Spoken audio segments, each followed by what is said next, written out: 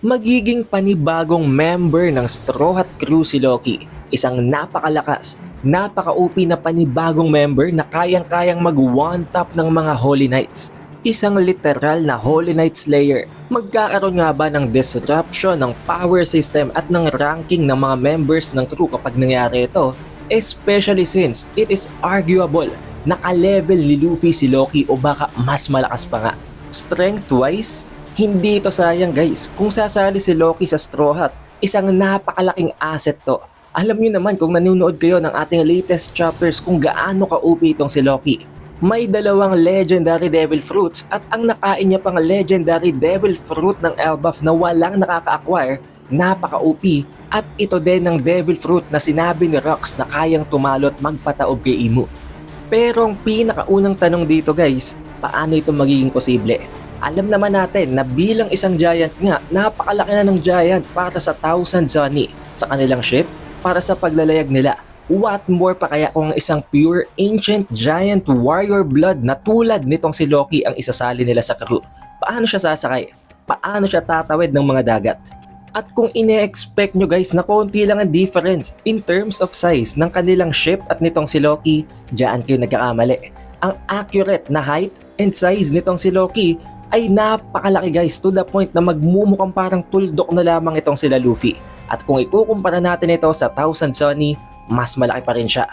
Ito ang pinakaunang problema na kakaharapin nila kung sakaling isasali nila sa Straw Hat Crew ang accursed prince na si Loki.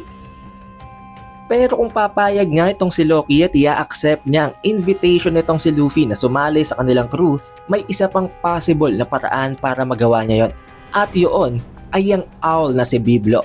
Ang nakita natin guys na owl na nagtataglay ng isang devil fruit na kaya niyang palakihin, paliitin ang mga object na tinatarget niya. Although back then nabanggit nitong si Saul na ginagamit lang daw ito ni Biblo sa mga objects, sa mga bagay na nakukuha at nakokolekta nila mula sa mga humans tulad ng mga aklat at hindi pa nila ito nagagamit sa mga living creatures tulad ng mga giants, hindi nangangahulugan na imposible yung gawin. Paano nalaman kung pwede talaga yon at hindi lang yun ginagawa ni Biblo? Or at some point ma-awaken niyang devil fruit na yon at magamit niya din yon maging sa mga living beings. This will solve the size problem nitong si Loki. Kung magagawa niyang regular ang size nitong si Loki or at least paliitin ito to the point na magkasya lang siya sa Thousand Sunny, wala na agad problema. And to be honest guys, this has a high chance of happening. Especially since inintroduce ang isang owl na may kakayahan na mag-perform ng size transformations na kaya niyang i-alter ang sizes at gagamitin niyo lang ito sa mga aklat, sa mga object. I think meron pa itong mas significant na role at yun ay ang paggamit ng kanyang ability dito kay Loki. Lalong-lalo pa ngayon guys na ang mga structures ang lahat ng pinaghirapan ng Elbaf Kingdom na itayo para sa education, ang mga schools, ang mga library ay lahat winasak at sinunog na ng mga Holy Knights. Saan pa ngayon pupunta si Biblo? Wala na siyang ibang gagamitan dahil nasunog ang mga aklat. Kailangan niya nang gamitin ang kanyang ability sa ibang mga bagay. At yun ay si Loki. The anger, ang galit mula sa insidenteng yon ay pwedeng mag-push kay Biblo para ma-awaken ang kanyang devil fruit na later on and eventually gagamitin niya kay Loki para mag-fit ito sa Thousand Sunny. Pero kung tatanggapin nga ni Loki ang imbitasyon na yon, mapafollow up pa nito ng isang tanong na sino na ngayon ang magsisilbing protector ng Elbaf. O alam natin na teritoryo ni Shanks ang Elbaf but still, kailangang meron pa rin naiiwan dito na isang malakas na giant. At yun ay si Hyrule. Oo, alam natin na hindi kalakasan si Hyrule pero mas nag-excel siya pagdating sa leadership instead ng combat. Which means, mas fit siya sa pagiging isang leader kumpara dito kay Loki na mas gustong makipaglaban.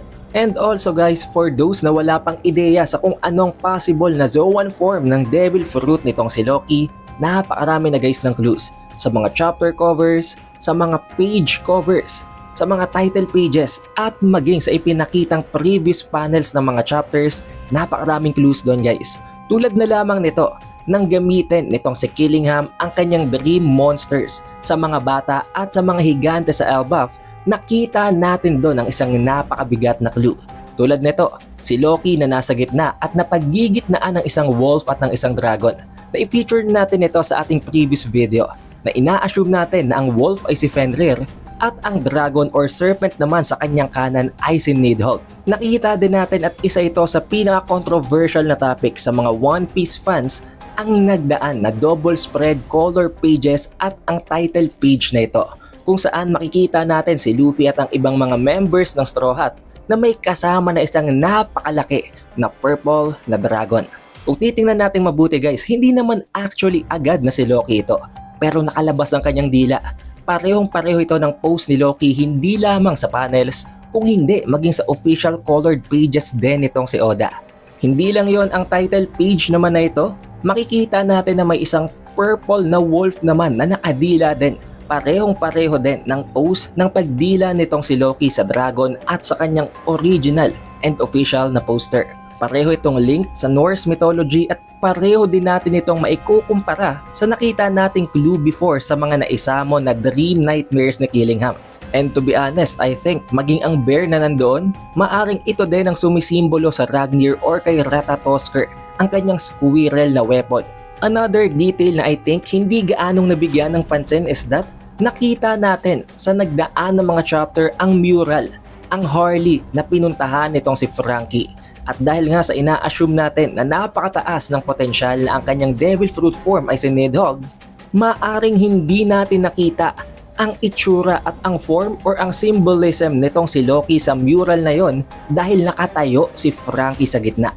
Mismong natatakluban niya ang roots ng Treasure Tree Adam na kung saan naroroon siguro ang imahe ni Nidhogg. Oo, alam ko nakagawa na ako ng previous video 6 months ago tungkol dito na pwedeng ito yung World Serpent na nakita natin sa mural, ang dragon na nakita natin sa mural.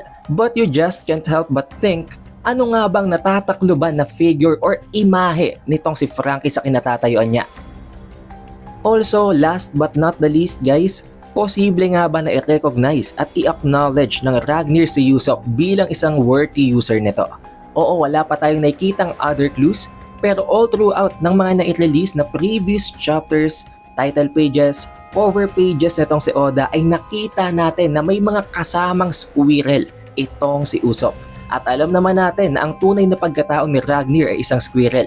Na-feature ito so many times, not once, not twice, but so many times na hindi ko lang nahanap ang iba pang mga panels para mailagay sa video na ito. Sa Elbaf arc na nga ba magkakatotoo ang dream nitong si Usopp na ang maging brave warrior of the sea at dito magsisimula ang kanyang redemption arc? What do you guys think? But also, wag niyong kalimutan bukas na bukas, Tuesday, after a very long break, magbabalik ng One Piece manga guys at maire-release na natin ang chapter 1171 spoilers.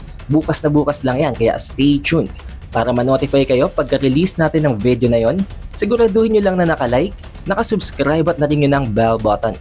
Also, we have an official Facebook page and official TikTok account. Kaya mag-like at mag-follow na din kayo sa ibang platforms na yon. It is The Updated Weeb and I will see you guys on the next one.